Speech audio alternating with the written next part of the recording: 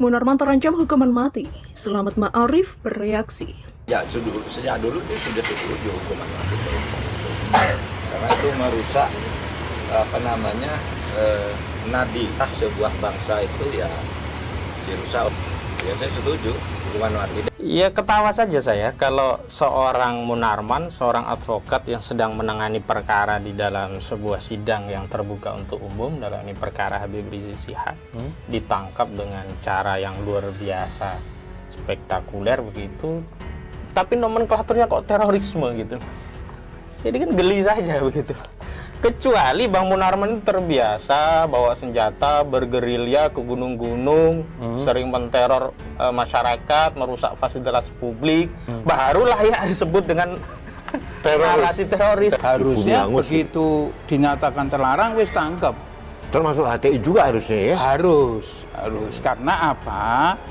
Seperti juga kita belajar sejarah di Afghanistan, ya, orang-orang seperti kita ini yang diem aja melihat gerombolan jenggot asu itu, yang kita diem aja, itu yang pertama kali dieksekusi. Bahwasannya mereka FPI ini memang mendukung ISIS, bahkan mereka berbaiat kepada ISIS. Jadi kuasa hukum FPI mau berbohong, mau berkelit seperti apa lagi? Semua sudah, faktanya sudah jelas ini. Munarman mau berbohong apa lagi, bos? Bukti sudah jelas, video sudah ada. Mau berbohong apa lagi?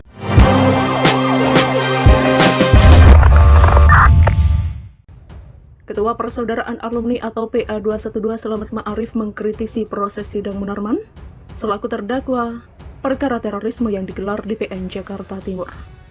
Sebab jaksa menggunakan pasal 14 Undang-Undang tentang Pemberantasan Tindak Pidana Terorisme dalam perkara tersebut. Aturan itu membuat ex-jubir FPI terancam hukuman mati.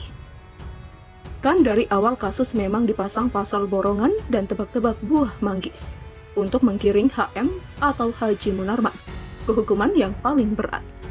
Demikian kata Selamat melalui layanan pesan pada Kamis 3 Februari. Namun kata Selamat, upaya membuat Munarman dihukum berat mulai menemui kendala. Sidang perkara terorisme dengan terdakwa Munarman mulai menguak fakta yang membantah semua tuntutan jaksa penuntut umum atau JPU.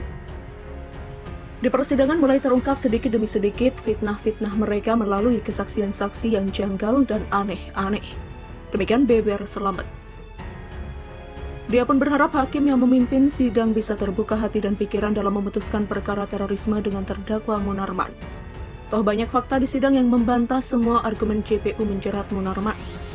Ketua Persaudaraan Alumni atau PA212 Selamat Ma'arif mengkritisi proses sidang Munarman terdakwa perkara terorisme yang digelar di PN Jakarta Timur. Kami berdoa hakim dibuka hatinya untuk memutuskan sesuai fakta dan yang ada bukan terpengaruh oleh rekayasa pihak-pihak tertentu. Demikian bebernya. Kasus Munarman berbuntut panjang, teriakan Aziz Yanuar tegas. Kuasa hukum ex-sekjen FPI Munarman, Aziz Yanuar menanggapi kliennya dituntut hukuman mati oleh Jaksa Penuntut Umum atau JPU atas kasus dugaan tindak pidana terorisme. Menurutnya, kabar tuntutan mati terhadap Munarman hanya hoax. Itu hoax. Sekarang sidang saja masih pemeriksaan saksi fakta dari JPU. Kadang kita gampang dibodohi oleh berita enggak jelas. Demikian kata Aziz. Bahkan hampir semua saksi fakta yang ada di BAP maupun di sidang diduga bukan memberikan keterangan fakta, tetapi banyak menyimpulkan, berpendapat, interpretasi, pemahaman, dan perasaan. Yang jelas bertentangan dengan KUHP Pasal 1/26 bahwa saksi adalah orang yang memberi keterangan baik untuk penyidik. Ini jelas bertentangan dengan KUHP Pasal 1/26 bahwa saksi adalah orang yang memberi keterangan baik di penyidikan, penuntutan, dan peradilan tentang suatu perkara yang dia dengar sendiri. Dia lihat dan dia mengalami sendiri. Demikian tegasnya. Lebih lanjut, sarjana hukum lulusan Universitas Pancasila itu juga memastikan seminar yang dianggap bayar di Makassar dilanjutkan dengan konvoi dijaga ketat oleh aparat keamanan pada 24-25 Januari 2015. Namun saat itu tidak ada tindakan apapun dari aparat keamanan, bahkan saksi AR kemarin menyatakan setelah kejadian seminar, beberapa hari kemudian langsung lapor kegiatan itu ke Polres dan Polda dan tidak ada tindakan apapun. Demikian terang Aziz. Aziz menuturkan beberapa tahun kemudian, tepatnya 2021, kegiatan itu dipermasalahkan berujung penangkapan Munarman. Bertahun-tahun kemudian, tepatnya 2021, baru itu dipermasalahkan. Ada apa ini? Demikian tandasnya. Sebelumnya, Sekretaris Umum FPI Munarman didakwa atas tindak pidana terorisme yang dengan dugaan keterlibatan dalam bayat di beberapa lokasi. Pertama, bayat di Universitas Islam Negeri atau UIN Jakarta. Munarman juga disebut hadir dalam bayat di Makassar dan Medan. Polisi menyebut bayat di Makassar terafiliasi dengan jaringan ISIS. Akhirnya JPU jerat Munarman dengan hukuman mati. Ex-bos FPI dijebak kasus terorisme. Jaksa penuntut umum menjerat Munarman dengan pasal yang memungkinkannya terancam hukuman mati. Diketahui Munarman dijerat pasal tindak pidana terorisme. Ex-petinggi Front Pembela Islam ini dituduh terlibat dalam serangkaian kegiatan bayat ISIS di tanah air. Dilansir dari Warta Kota, jagat media sosial kembali diramaikan pembicaraan mengenai sosok Munarman. Ex-sekretaris FPI Munarman menjadi trending topik Twitter pada Kamis 3 Februari 2022. Penyebabnya Munarman dijerat dengan pasal dengan yang memungkinkan hukuman mati oleh Jaksa Penuntut Umum atau JPU dalam kasus tindak pidana terorisme. JPU beralasan penggunaan pasal hukuman mati ini lantaran Munarman dianggap orang yang paling berpengaruh di dalam organisasi FPI.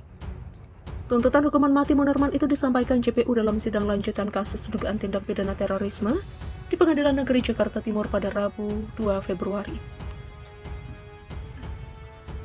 Dalam persidangan tersebut, JPU menanyakan kepada AR selaku saksi yang dihadirkan terkait kedudukan Munarman di organisasi FPI. JPU menyinggung pasal 14 tentang pemberantasan tindak pidana terorisme karena pasal tersebut menerangkan hukuman mati baru dapat digunakan kepada seseorang yang berpengaruh dan memiliki kedudukan tinggi. Harus orang yang intelektual, artinya orang yang didakwa dengan dakwaan ini adalah orang yang memiliki pemahaman tinggi tentang ilmu atau mempunyai pengaruh. Yang saya ketahui, pertama itu beliau ketua daripada lembaga hukum yang ada di FPI. Yang kedua, beliau sekretaris, jadi artinya terdakwa memiliki kedudukan yang terhormat dan pengaruh yang kuat di FPI. Betul? Demikian tanya JPU kepada saksi AR. Betul sekali Pak Jaksa, demikian jawab AR. Adapun bunyi pasal 14 yakni setiap orang yang dengan sengaja menggerakkan orang lain untuk melakukan tindak pidana terorisme, sebagaimana dimaksud dalam pasal 6, pasal 7, pasal 8, pasal 9, pasal 10, pasal 10A, Pasal 12, Pasal 12A, dan Pasal 12B. Pidana penjara seumur hidup atau pidana penjara 20 tahun. Namun di tengah persidangan saat JPU menanyakan hal tersebut kepada saksi, Majelis Hakim memotong pertanyaan JPU. Majelis Hakim menegur JPU karena apa yang ditanyakan mengarahkan kepada kesimpulan. Sejumlah pihak menilai pasal yang dikenakan kepada Munarman berlebihan. Ketua Umum Pro Demokrasi Iwan Sumule salah satu pihak yang memandang bahwa kasus yang menjerat Munarman adalah tudingan yang mengada-ada. Ia menyebut Munarman sebagai seorang aktivis yang lama ia kenal, tidak pantas dituding sebagai teroris.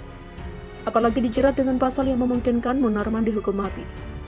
Bukti hukum milik penguasa, tuduhan sebagai teroris saja tak patut, apalagi dituntut. Jejak keaktivisan kawan Munarman dalam setiap tarikan nafasnya selalu membela rakyat malah dituduh sebagai pelaku teror. Penguasa tampaknya merasa terteror ketika membela rakyat. Iya nggak sih? Tulis Iwan Sumule dikutip dari Twitter pribadinya pada Kamis. Sidang Munarman, ex-laskar FPI akui keluarga ikut gerakan teroris usai bayat ke ISIS. Mantan anggota FPI Sulawesi Selatan atau Sulsel, ZR, mengungkapkan bahwa sejumlah anggota keluarganya termotivasi menegakkan syariat Islam semenjak mengikuti pembayatan ISIS. Acara pembayatan ISIS berkedok seminar Tablik Akbar itu berlangsung di Makassar pada 24-25 Januari 2015 silam. ZR membeberkan dampak mengikuti acara tersebut. Pada tahun 2016, beberapa anggota keluarganya mengikuti sejumlah aktivitas teroris.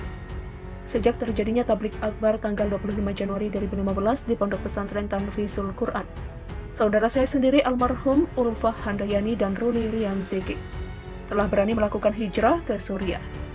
Demikian kata ZR saat bersaksi di sidang kasus dugaan terorisme dengan terdakwa mantan Sekretaris Umum FPI Munarman di Pengadilan Negeri Jakarta Timur pada Rabu 2 Februari. Yang kedua, kakak saya, Muhammad Rizaldi almarhum juga ikut berhijrah ke Turki, namun dijegal di Bandara Soekarno-Hatta. Demikian lanjut ZR. Selain itu, ZR juga menyebut bahwa dia bersama keluarganya memang sudah jauh hari mengidolakan sosok Munarman. Itu dampak semua dari hasil tablik akbar pada waktu itu. Karena kami sekeluarga sangat mengidolakan Pak Munarman pada saat itu. Demikian ujar dia. Sekedar informasi jika Ulfa Handayani dan Ruli Rianseke merupakan pasangan suami istri pelaku gereja katedral di Pulau Jolo, Filipina, berasal dari Makassar, Sulsel pada 2019 silam.